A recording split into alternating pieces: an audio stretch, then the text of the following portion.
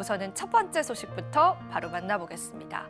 리플의 12월 거래량이 1위를 차지했다라는 소식입니다. 알트코인으로 기관 투자자 유입이 계속되고 있다라는 분석인데요. 최근 데이터에 따르면 XRP는 바이낸스에서 12월 달 가장 많이 거래된 알트코인으로 나타났습니다.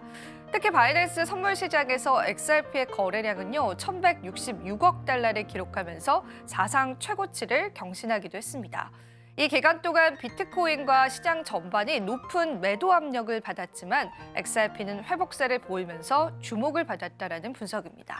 암호화폐 분석가 마띠룸은요, XRP는 바이낸스 선물 시장에서 가장 많이 거래된 알트코인으로 거래량이 이미 1,166억 달러에 달한다라고 이야기하면서 알트코인을 거래할 때는 바이낸스에서 거래량 상위 코인을 주목하는 것이 중요하다라고 이야기했습니다.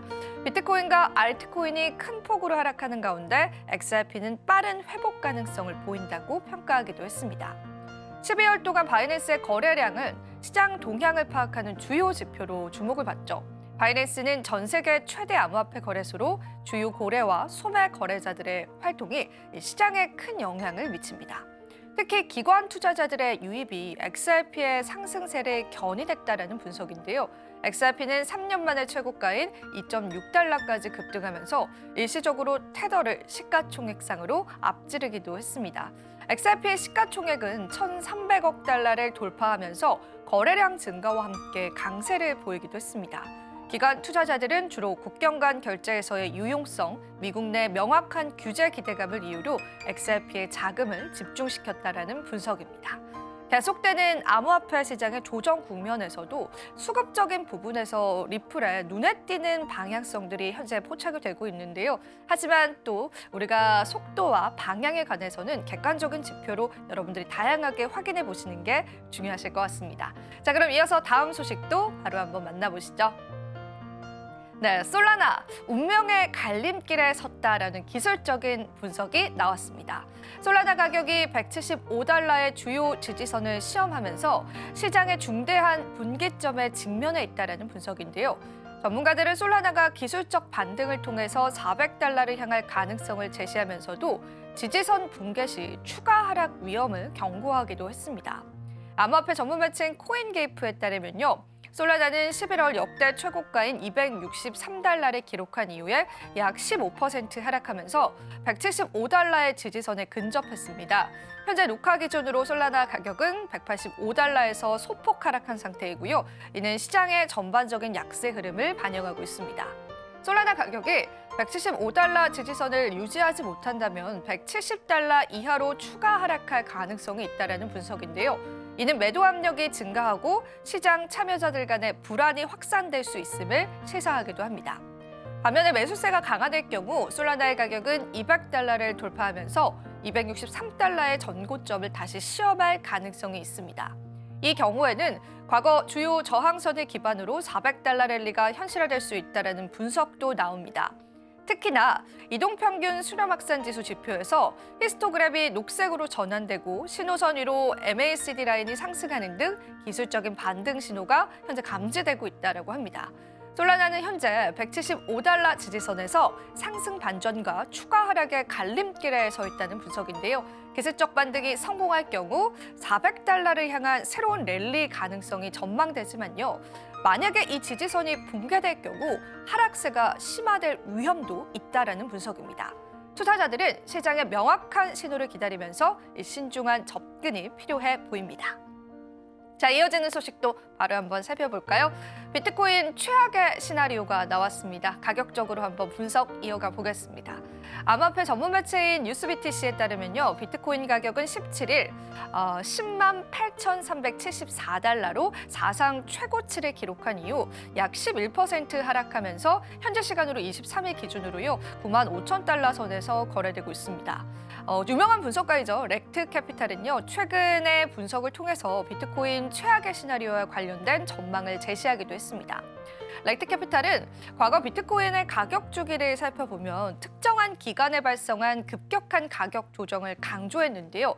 특히 2013년, 2016년에서 2017년, 그리고 2021년 주기에는 6주에서 8주 차에 평균 34% 이상의 하락이 발생했다는 점을 지적하기도 했습니다. 그는 이번 주기가 이와 유사한 패턴을 따를 수 있다고 경고했고요. 비트코인이 현재 96,537달러의 주요 지지선을 유지하지 못한다면요, 89,000달러까지 하락할 가능성을 언급하기도 했습니다. 주간 차트에서 비트코인은요, 최근 하락 장악형 캔들을 형성했다라고 합니다. 이는 기술적인 분석에서 가격의 반전을 암시하는 신호로 간주가 되는데요. 렉트캐피탈은 우리가 지지선으로 전환된 저항선을 잃고 있다라고 하면서 현재의 상황이 조정 국면으로 전환될 가능성을 시사한다고 분석하기도 했습니다. 비트코인은 78,000에서 8만 달러 구간의 CME 갭을 메우지 않은 상태인데요. 렉트캐피탈은 26에서 28%의 하락은 이 갭을 메울 수 있다라고 강조를 하면서요. 과거 데이터를 근거로 CME 갭이 종종 채워지는 경향을 보였다고 설명하기도 했습니다. 비록 단기적으로 하락세가 지속될 가능성은 있지만요, 렉트캐피탈은 장기적인 상승세에 대해서 여전히 긍정적인 입장을 유지했습니다. 그는 이런 조정이 향후 상승 국면의 발판이 된다라고 설명하면서 과거 주기에서의 조정 이후에 강력한 상승을 유도했던 사례를 언급하기도 했습니다. 뉴스BTC는 현재 비트코인은 10%의 조정 구간에 접어들면서 주요 지지선에서 거래되고 있다라고 하면서요. 단기적으로 추가 하락 가능성이 존재하지만 이는 다음 가격 발전의 준비 단계일 수 있다라는 긍정적인 해석이 나오고 있다라고 전하기도 했습니다. 자, 그럼 이어지는 소식도 바로 한번 살펴보시죠. 트럼프 당선인이 보 하인스를요, 암호화폐 위원장으로 임명했습니다. 바로 이 인물인데요. 트럼프가 전 대학 미식축구 선수이자 공화당 하원 후보인 보 하인스를 암호화폐위원회 위원장으로 임명했습니다. 도널드 트럼프는 트루스 소셜 선데이 게시물에서요, 경제 문제에 대한 자문으로 2명의 인물을 지명했습니다. 암호화폐 투자자들이 가장 우려하는 것은 트럼프가 암호화폐위원회라고 부르는 대통령 직속의 디지털 자산 자문위원회의 상임이사로 활동하기 전 노스캐롤라이나주의 제13선거구 공화당 후보 지명을 확보한 전직 대학 미식축구 선수 보 하인스가 일요일에 발표가 됐습니다. 트럼프는 이전에 백악관에서 암호화폐와 인공지능 문제를 주도할 데이비드 섹스를 임명하기도 했고요. 하인스가 데이비드 섹스와 함께 일하고 있다라고 발표한 바가 있기도 합니다.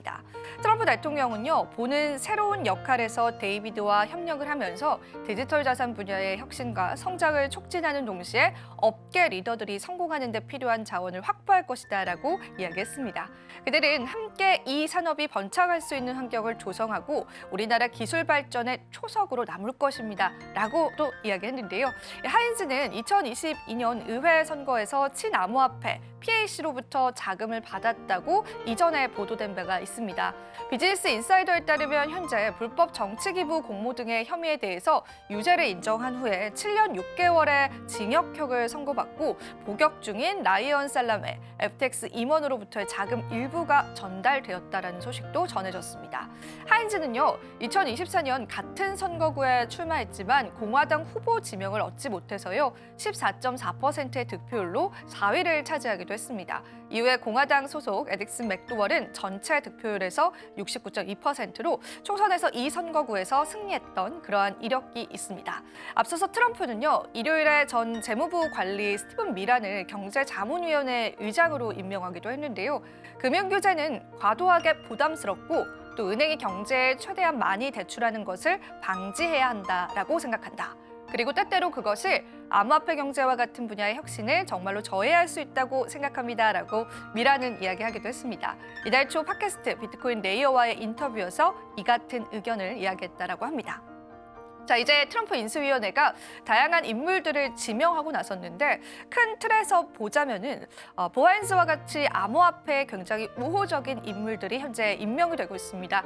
그에 따라서 커뮤니티에서는 또 트럼프가 취임한 이후에도 암호화폐 시장에 긍정적인 영향들이 불러오지 않을까라는 기대감을 가지고 있는데요. 또 계속되는 추가되는 소식들이 있다면 저희가 함께 해드리겠습니다. 자, 이어지는 다음 소식도 바로 한번 살펴보시죠. 이번에는 마운트 국스 관련한 내용입니다. 오늘 비트코인 4,930만 달러 터치가 전송됐다라는 그런 소식입니다.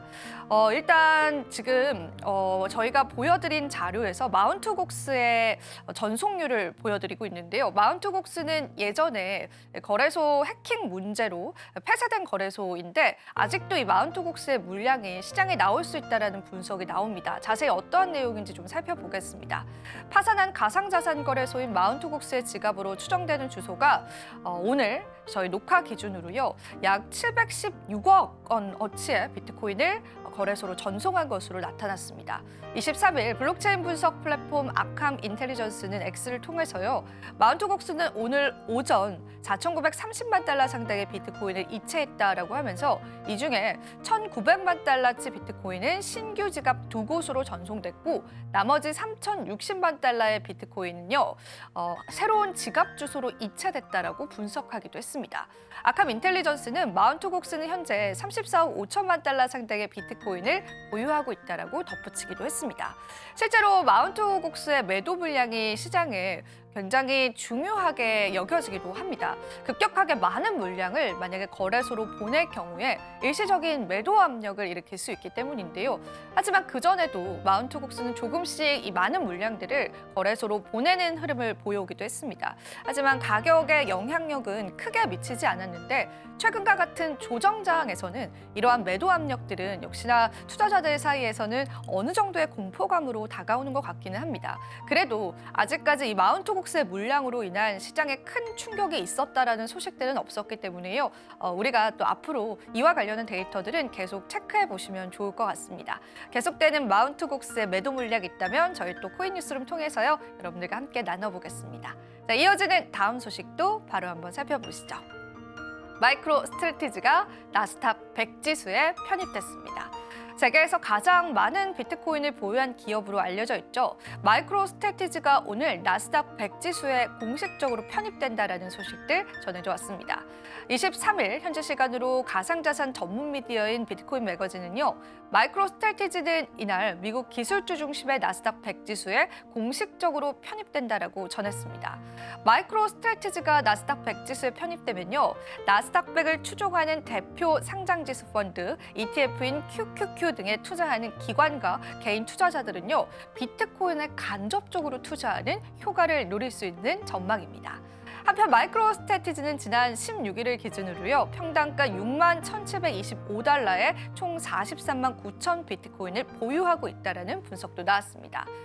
네, 마이크로 스트래티지가 나스닥 100 지수에 편입이 된다라는 그러한 소식들 많이들 접해 들으셨을 텐데요.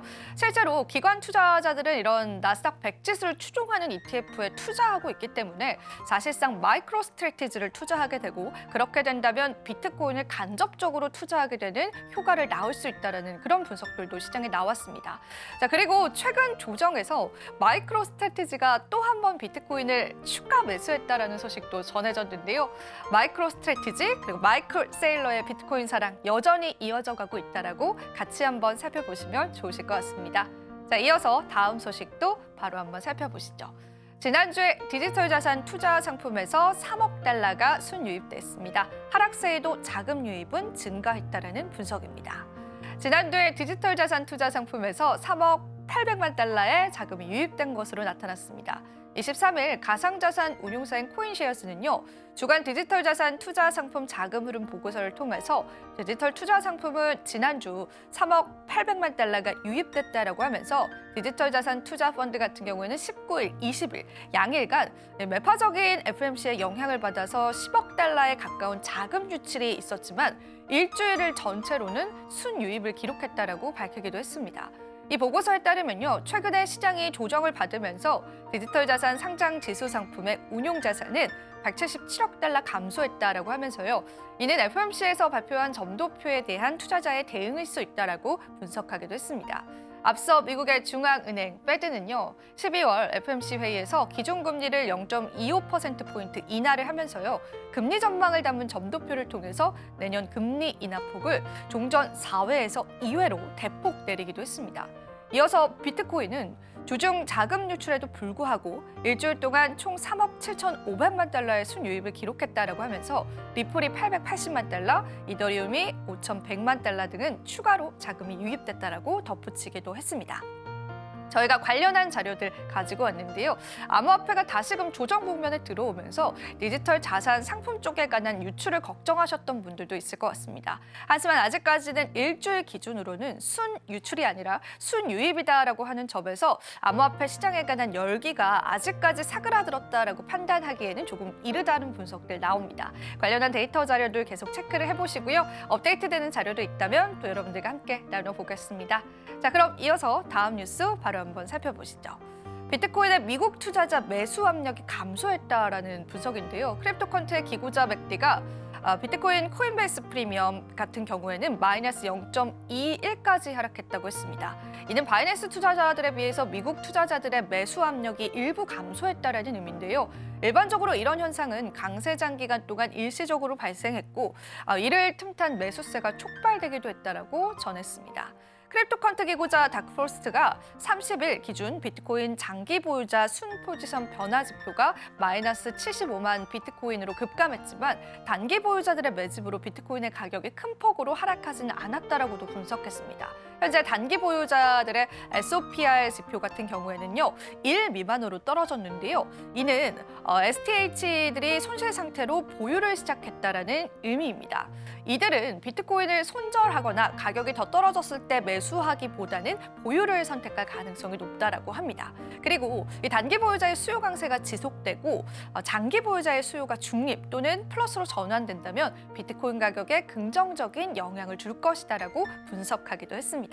자, 코인베이스 프리미엄 얼마 전에는 굉장히 높은 수준으로 올라갔다라는 그러한 소식들도 저희가 전해드리기도 했습니다. 하지만 이번에는 코인베이스의 프리미엄이 조금 감소를 하면서요. 미국 투자자분들의 일기가 일시적으로는 조금 그 열기가 식었다라는 분석들이 시장에 나옵니다. 하지만 그럼에도 불구하고 이 단기 보유자들의 이탈이 아직까지는 나타나고 있지 않기 때문에요. 그런 부분들 다양하게 여러분들이 한번 분석해 보시면서요. 시장의 동향들 파악해 보시면 좋겠습니다. 지금 바로 구독을 눌러보세요. 실시간 경제 뉴스, 투자 전문가들의 다양한 시황과 정확한 분석, 또 알찬 투자 정보까지 신뢰할 수 있는 저희 서울경제TV와 함께하세요.